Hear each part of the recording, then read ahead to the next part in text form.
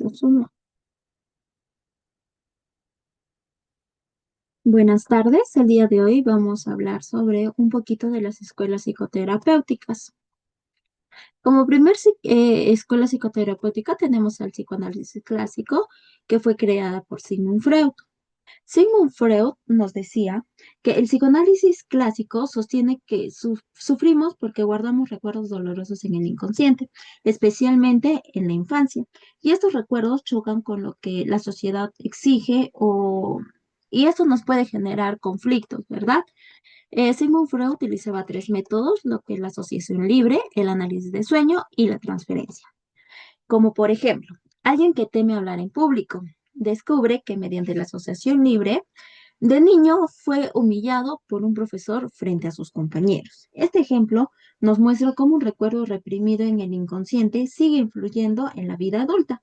Y Freud nos decía que al traerlo a la conciencia, el síntoma, que es el miedo, puede comenzar a desaparecer.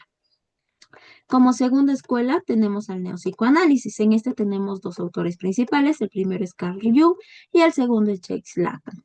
Carl Jung nos decía que el problema aparece cuando no integramos todas las partes de nuestra personalidad. Como por ejemplo, un joven sueña con una sombra que lo persigue. Jung interpretaba estas imágenes como símbolos o arquetipos, ¿no? Ya que la sombra representa los aspectos de nosotros mismos que rechazamos. Y al integrarlos, la persona puede lograr un equilibrio interno. Carl Jung utilizaba los métodos de intervención, como ya se los nombré, el análisis de símbolos y los arquetipos. En cambio, Jacques Lacan nos decía que el ser humano siempre siente que le falta algo y el lenguaje juega un papel clave porque organiza cómo vivimos esa sensación del vacío. Como por ejemplo, una mujer repite frases como nunca soy suficiente. Este ejemplo nos quiere decir que aquí se nota cómo el lenguaje refleja el vacío existencial que está teniendo la persona.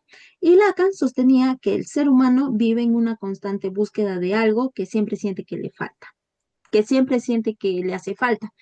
Lacan utilizaba los métodos del análisis del lenguaje y el trabajo con el deseo. Y por último, tenemos el humanismo. El humanismo nos dice, bueno, nos muestra una visión optimista del ser humano, ya que cada persona tiene la capacidad de crecer y de tomar decisiones para mejorar su vida.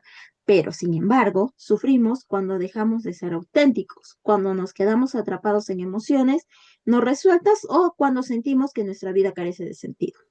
Aquí tenemos tres autores principales. El primero es Carl Rogers, el segundo es Fritz Perls y el tercero es Viktor Frankl.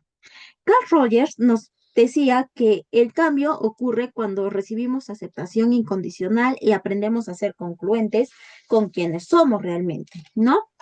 Carl Rogers utilizaba la terapia centrada en el cliente, como por ejemplo, una persona siente ansiedad porque finge ser lo que otros esperan. En este caso, nos muestra cómo el sufrimiento aparece cuando no somos congruentes en lo que somos y lo que mostramos, ¿no? Con aceptación incondicional, el paciente puede llegar a recuperar su autenticidad.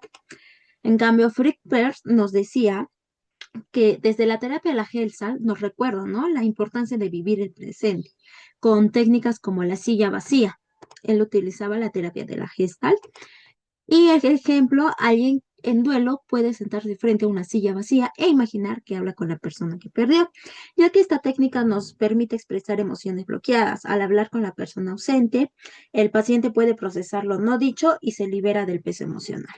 Y por último, Viktor Frankl nos enseña que incluso en medio del dolor podemos encontrar un sentido que nos ayude a seguir adelante.